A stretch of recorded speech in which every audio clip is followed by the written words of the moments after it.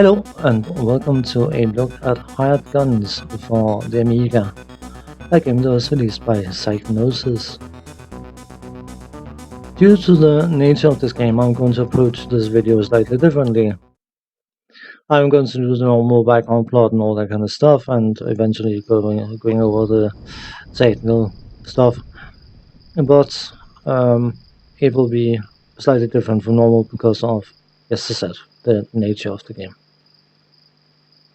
The background plot for hired guns is that there is an individual called Warren de Werk, or something close to, who has a group of individuals following him.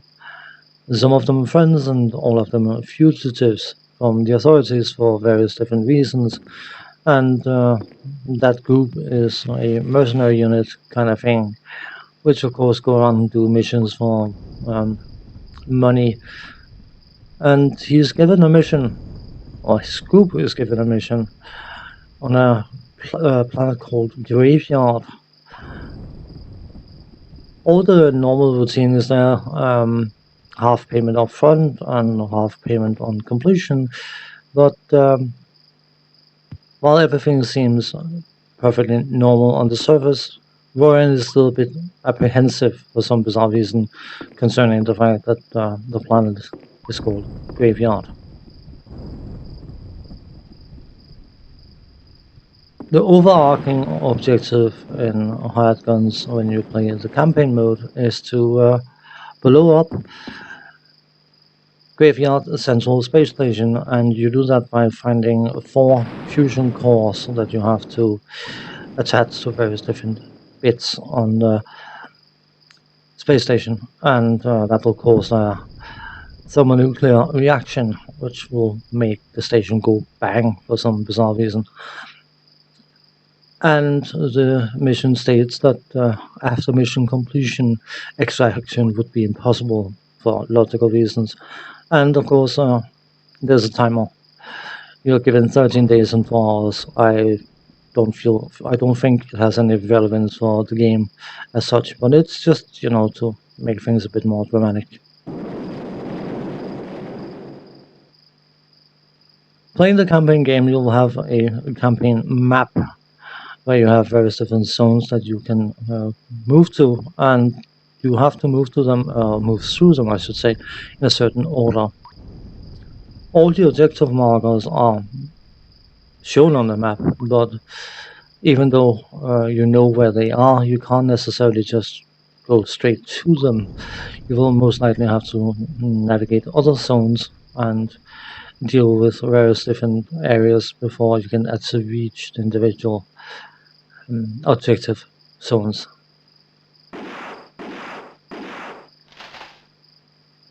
If you look at the game, I've heard some people call it After Beholder with guns, which I think is a bit of a simplification.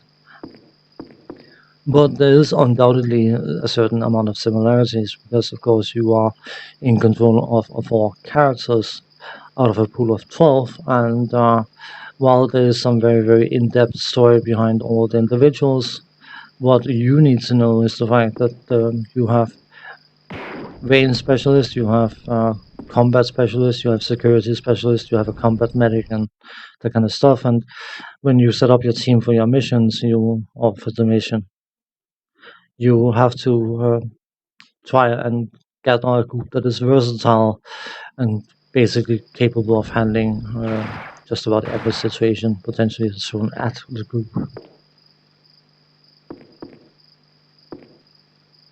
Once you enter a mission zone, you will have 4 screens, 1 for each character. And when you are playing single player, you can get the group to move as 1 unit, which I failed to do because I'm a clown. You can also control them individually, and you will have to control them individually at certain points in the game because of the nature of the game.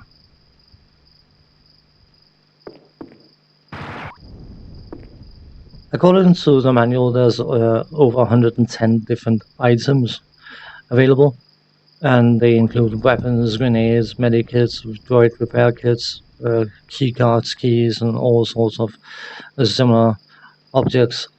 And it can likely feel a bit overwhelming, especially initially, because once you go into the game and have selected the different characters and you open their store or inventory, if you want, you have to basically go through each individual component to see what it is and what it does. And something like Amps, which is basically a buff mechanism, or mechanic, I should say, not mechanism.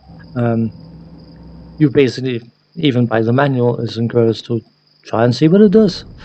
So the description of the various components is a bit vague, but I suppose partially it is to save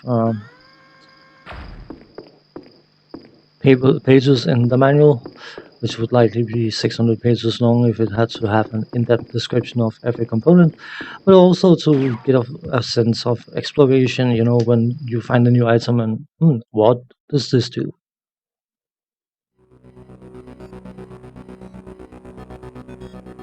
The level design is also, to a certain point, reminiscent of Eye of the Beholder, because what you end up doing to navigate the different levels is to look for switches, keys, key cards, and similar things, and you will go through teleporter fields and such, sending you all over the different areas you are going through.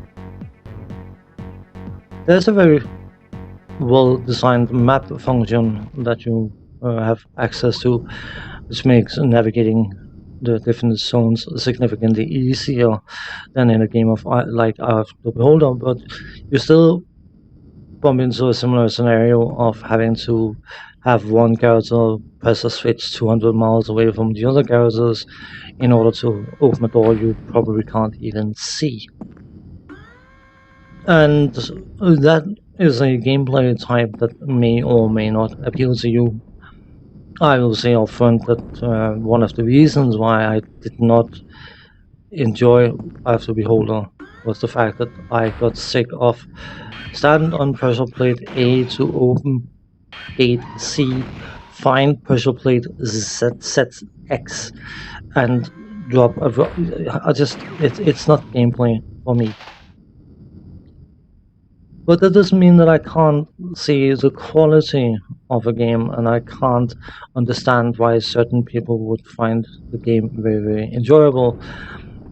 I am trying as hard as I can to be very, very neutral in making these videos, and I will always emphasize when something is of my opinion, and I'm not trying to indicate or imply that others should adopt my opinion. From a graphical point of view, if you consider the fact that you have 4 screens on your screen at any given time, the graphics works exceptionally well, to be honest. You do get a feeling of being on this semi-alien world, going through various different installations and buildings and complexes, and not knowing exactly what is around the corner and that kind of stuff. And graphically, the game is very, very atmospheric. Alongside the sound effects, which are also incredibly atmospheric and incredibly well designed, assuming you have a certain amount of memory available to load them all. The graphics and sound effects combined give this incredibly eerie, creepy feeling, and it works incredibly well as a cohesive whole. The various different gun sound effects are absolutely excellent, and having a door opening somewhere and you don't know exactly where it is, but you know that something opened that door can feel quite tense. The music is excellent. Is the only word for it. The character selection music is one of my all-time favorite Amiga tunes ever, and I have included it at the back end of this video so you can enjoy it for yourself.